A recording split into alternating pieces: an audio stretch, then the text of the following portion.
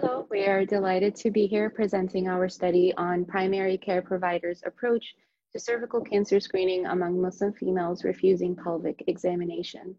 Our team comes to you from The Ohio State University, and we have Dr. Sundus Al-Saad, myself, Noor Al-Huda Al-Hashim, and Radhika Pandit. During the literature review process that our team went through, we found a growing number of studies addressing the difficulties in performing pelvic examinations on Muslim women.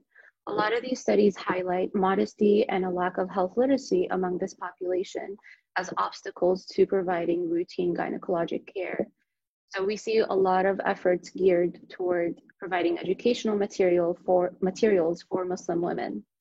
However, there is limited data on the implicit biases on the clinician's end and how those may impact the clinical interactions, in addition to clinicians' cultural competency levels and cultural representation in patient counseling.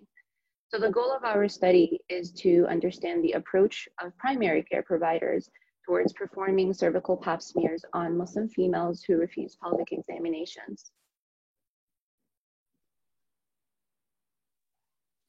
Our survey consisted of 29 items that were reviewed and deemed exempt by the Ohio State University IRB.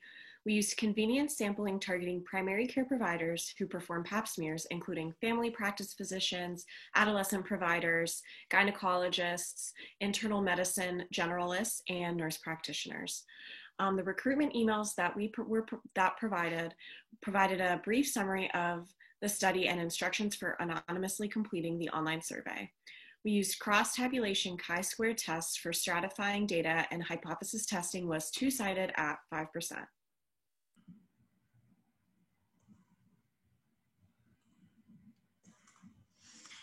We had gathered 145 responses to analyze by February 1st, and the study is still ongoing.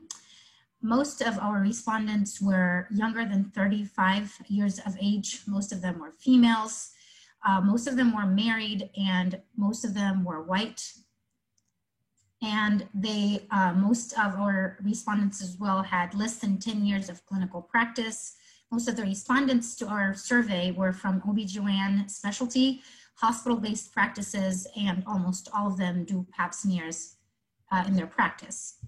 When we asked our providers for the reasons they perceive from their patients for deferring a pelvic examination, they actually said that fear or discomfort of pelvic examination were the most common reasons, second to which there's intellectual or developmental disability deferred by caretaker.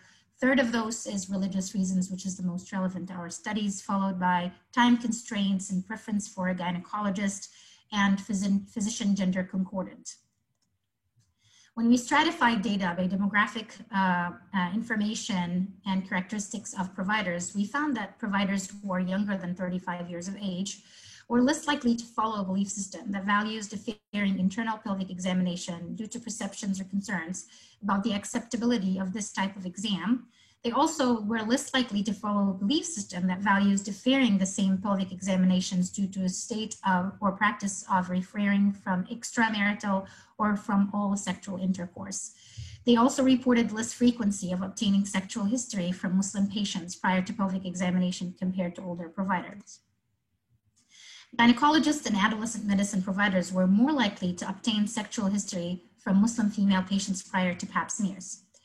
Female providers were more likely to disagree or be neutral when asked if Muslim female patients are more likely to refuse a cervical pap smear due to compliance with religiously sanctioned sexual practices compared to non-Muslim female patients, compared to their male providers' counterparts.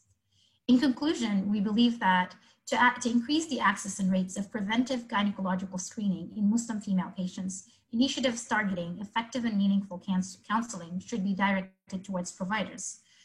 From the results as well, we believe that younger male providers may benefit from tailored programs to enhance their approach towards navigating pelvic examination encounters with female Muslim patients. We also believe that further research on knowledge gaps between specialties may be needed. We're looking forward to seeing you all in the Diversity in Medicine Conference in 2020 next March. Thank you so much.